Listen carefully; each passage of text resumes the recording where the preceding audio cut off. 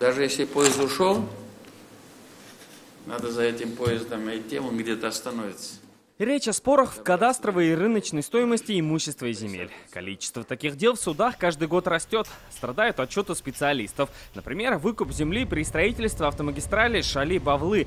Кадастровая стоимость – 1 600 000 рублей. Цена собственника в 35 раз больше. Кадастровая оценка – это просто жулики, которые там нанимают оценщиков, вводят в заблуждение суды, когда в десятки раз там завышают кадастровую оценку.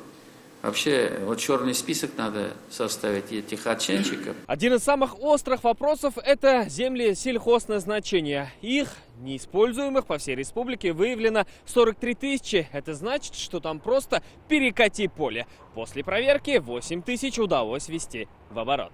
От пустующих гектаров страдают и бюджеты, и сами земли. Помочь может опыт Московской области, где за плату меняется вид разрешенного использования земель. Вообще доходы казны от использования муниципального и госимущества 4,5 миллиарда рублей. Поле для роста еще есть. Учет имущества в 27 районах республики ведется подручными средствами.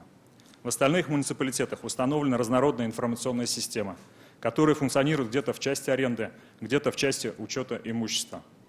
Есть необходимость в ближайшее время разработать и внедрить единую информационную систему по учету и управлению государственным и муниципальным имуществом. Президент поддержал идею и поручил реализовать ее вместе с Минцифрой. Плюс в 2020-м в республике пройдет кадастровая оценка земель промышленности, а глав районов попросили разобраться с 48 убыточными и 49 закредитованными МУПами. Салават Нухмадуллин, Ренат Сафин, ТНВ, Казань.